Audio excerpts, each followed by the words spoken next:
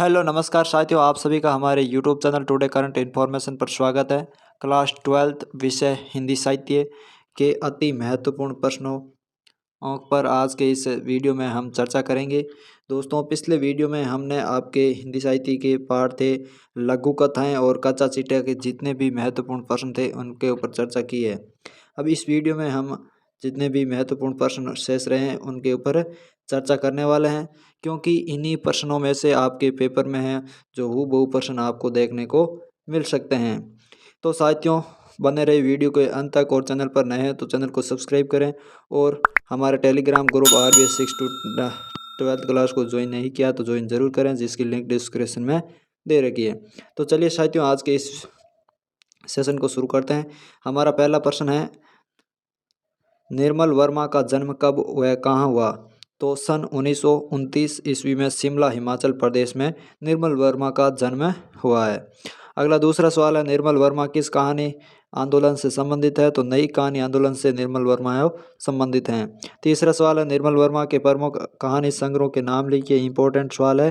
परिंदे, जलती झाड़ी, 3 एकांत, पिछली गर्मियों के में कौवे और काला पानी, सूखा। ये क्या है? निर्मल गहलोत के निर्मल वर्मा के हैं जो महत्वपूर्ण कहानी संग्रह हैं। अगला चौथा सवाल है हमारा, निर्मल वर्मा के प्रमुख उपन्यास बताइए। यह भी महत्वपूर्ण है। तो वे दिन, लालटेन की छत, एक चीतड़ा सुख और अंतिम अरण्य, ये क्या है? इनके उपन्यास हैं। और पांचवा सवाल है, निर्मल वर्मा के यात्रा स्मरण निम्न संग्रह कौन कौन से हैं? यात्रा स्मरण, हर बारिश में चीड़ों पर चांदनी, धुन से उड़ती धुन। निम्न संग्रह हैं शब्द और स्मृति, कला का जोखिम, ढलान से उतरते हुए। ये तीनों क्वेश्चन हैं आपके जो इम्पोर्टेंट हैं। एक तो तीसरा, चौथा, पांचवा, यानी कहानी संग्रह, उपन्यास और यात्रा संस्मरण व निबंध। अगला छठा सवाल है, निर्मल वर्मा को साहित्य अकादमी पुरस्कार कब व किस रचना के लिए मिला? ये भी वेरी इंपॉर्टेंट सवाल है। सन 1985 ईस्वी में कहानी संग्रह कौवे और काला पानी के लिए है और इन्हें क्या है? साहित्य अकादमी पुरस्कार से सम्मानित किया गया है। सातवां सवाल है, जहाँ कोई वापसी नहीं, यात्रा वृतांत निर्मल वर्मा के किस संग्रह से लिया गया? तो यह धुंध से उठती धुन। आठवां सवाल है, जहाँ कोई वापसी नहीं, यात्रा वृतांत में वर्मा जी ने प्रमुखता से किस समस्या को उठाया है? तो इसका आंसर है पर्यावरण विनाश व विस्थापन संबंधी मनुष्य की यातना की समस्या को। नौवां सवाल है, जहाँ कोई वापसी नहीं, यात्रा वृतांत में हिमालय के किस क्षेत्र का वर्णन है? तो नौवां गांव सिंगरौली क्षेत्र का वृतांत हिमाचल क्षेत्र का है। अगला 10वां सवाल है, सरकार के द्वारा क्या घोषणा की गई? तो अमरोली प्रोजेक्ट के अंतर्गत नवा गांव के अनेक गांव उजाड़ दिए जाएंगे। अगला 11वां सवाल है हमारा, नवा गांव क्षेत्र में लगभग कितने गांव हैं व किनकी जनसंख्या कितनी है? तो इस क्षेत्र में लगभग 18 गांव है, उनकी आबादी 50,000 से भी ज़्यादा है। अगला 12वां सवाल है, इम्पोर्टेंट सवाल है, अमझर से आप क्या समझते हैं? यानी आम के पेड़ों से घिरा गांव जहां आम झरते हैं, इसी को क्या कहते हैं? अमझर कहा जाया गया है।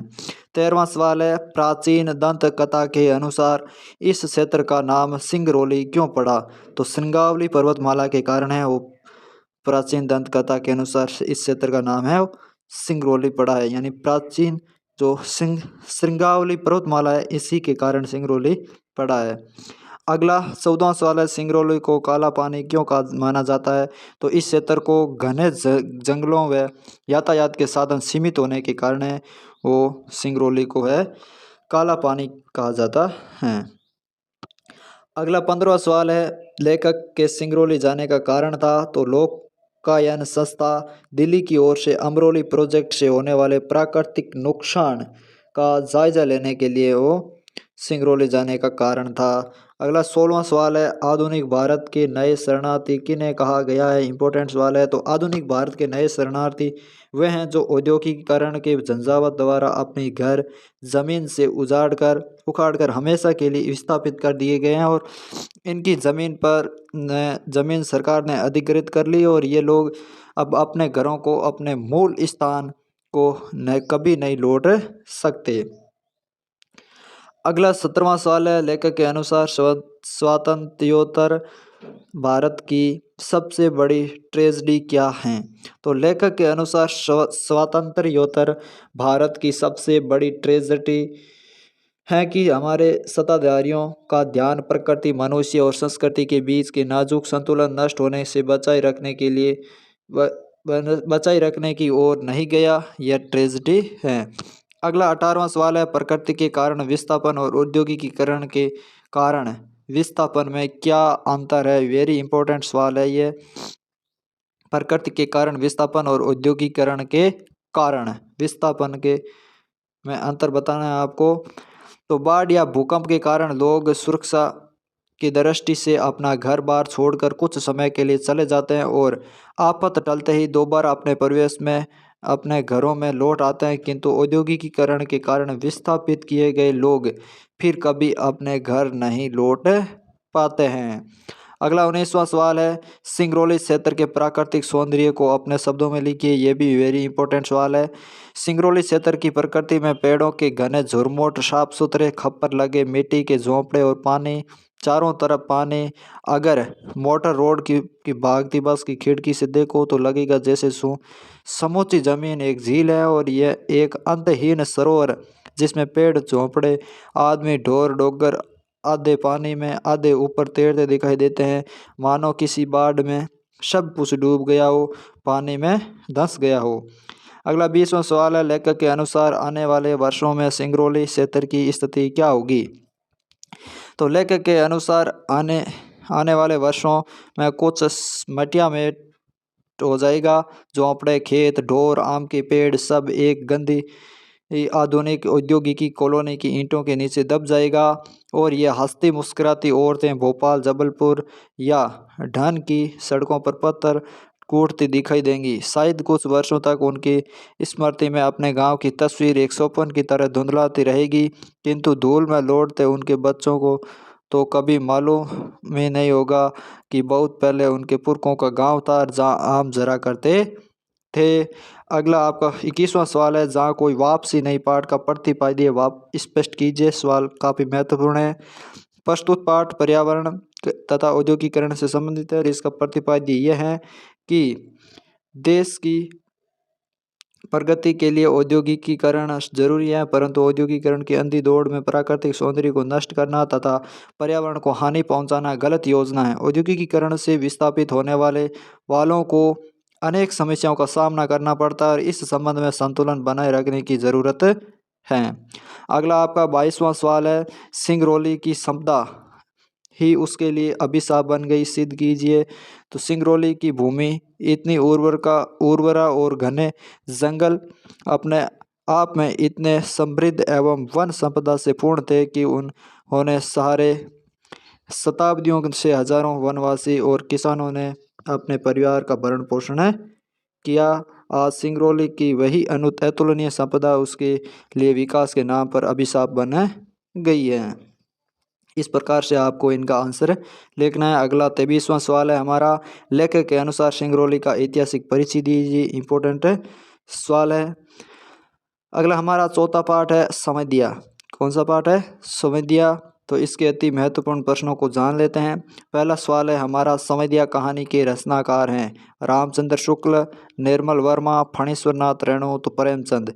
इसके हैं जो फणीश्वर नाथ रेणु हैं वो समयदिया कहानी के रचनाकार हैं। दूसरा सवाल है, और कितना कड़ा करूं दिल माँ से कहना, यह शब्द किसने कहे?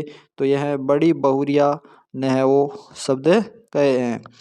अगला तीसरा सवाल है, बड़ी बहुरिया के कितने देवर थे? तो 3 देवर थे। बड़ी बहुरिया के कितने देवर थे?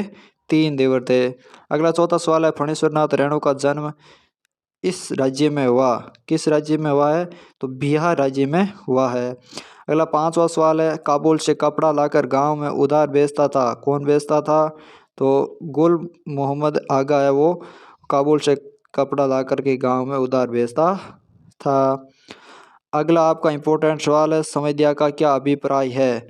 संविदा का अभिप्राय यानी किसी के द्वारा संदेश पहुंचाने के लिए बोले गए संवाद को उसी भाव में उन्हीं शब्दों में अभिव्यक्त करने वाले संदेश भाग को क्या कहते हैं, संविदा कहते हैं।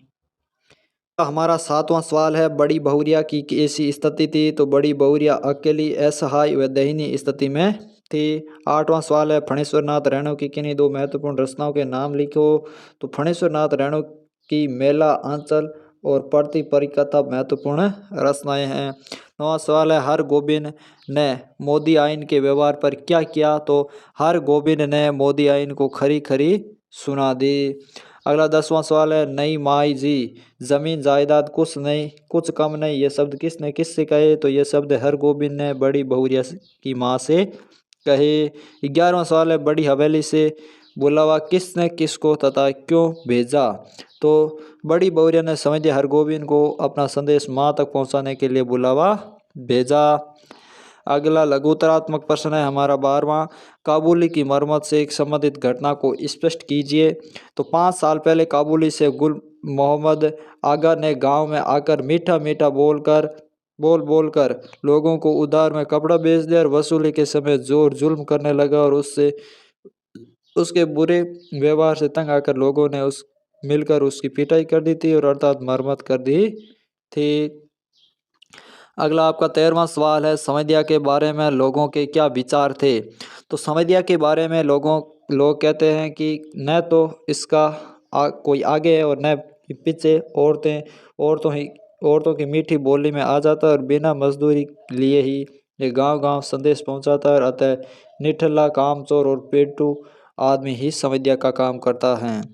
अगला 14वां सवाल है, मोदी आइन को काबुली नाम से चिढ़ क्यों थी। तो काबुली गुल मोहम्मद आगा मोदी आइन के बरामदे में दुकान लगाता था और वह उधारी करता था। वसूली करते समय लोगों से जोर जुल्म करता और लोगों की उसकी पिटाई कर दी। मोदी आइन की भी उसकी उसी तरह वसूली करने लगी तो लोग उसे काबुली वाले का नाम देकर चिढ़ाते थे। अगला 15वां सवाल है, हरगोबिंद बड़ी बहुरिया का संवाद क्यों नहीं सुन सका। गांव की लक्ष्मी के समान बड़ी बहुरिया के गांव छोड़कर चले जाने पर विचार किया। जिस संवाद को सुनाने पर सुनने वाले उसके गांव के नाम पर थूकेंगे, धिक्कारेंगे, इसलिए हरगोबिंद गांव के गौरव की रक्षा करने के लिए विचार से दुखद संवाद को नहीं सुना सका। अगला 16वां सवाल है, बड़ी बहुरिया का संदेश पहुंचाने वाला संवाद क्या था। तो और कितना कड़ा करूं दिल, माँ से कहना मैं भाभीियों की नौकरी करके पेट पालूंगी, बच्चों की थक जूठन खाकर एक कोने में पड़ी रहूंगी, लेकिन यहाँ अब नहीं रह सकूंगी। कहना यदि माँ मुझे यहाँ से नहीं ले जाएगी तो मैं किसी दिन गले में घड़ा बांधकर पोखर में डूब मरूंगी। बधुआ साग खाकर कब तक जीऊं, किस लिए और किसके लिए। अगला 17वां सवाल है, हरगोबिंद को हवेली से बुलावा आने पर अचरज क्यों हुआ। तो हरगोबिंद ने सोचा आजकल गांव में डाकघर खुल चुके हैं और डाकघरों से चिट्ठी पत्री दूर दूर तक भेजने और पाने की पूरी सुविधा है, तो कोई आज भी संविदा के द्वारा संदेश क्यों भेजेगा, इसलिए हरगोबिंद को अचरज हुआ। तो साथियों, ये थे आज की इस वीडियो में हमने जिन महत्वपूर्ण प्रश्नों की चर्चा की, जहां कोई वापसी नहीं और संविदा के पाठों से संबंधित महत्वपूर्ण प्रश्नों पर चर्चा की। कैसा लगा वीडियो कमेंट करके ज़रूर बताना और एक बार पुनः अपने सभी साथियों तक इस वीडियो को शेयर करें और लाइक करें और चैनल पर नए हैं तो चैनल को सब्सक्राइब करें और टेलीग्राम ग्रुप को ज्वाइन ज़रूर करें, जिसकी लिंक हमने डिस्क्रिप्शन में दे रखी है, ताकि आपको इसकी PDF है वो मिल सकें। तो साथियों, इस वीडियो में इतना ही, मिलते हैं अगले नए सेशन के साथ। तब तक के लिए धन्यवाद। जय हिंद, जय भारत।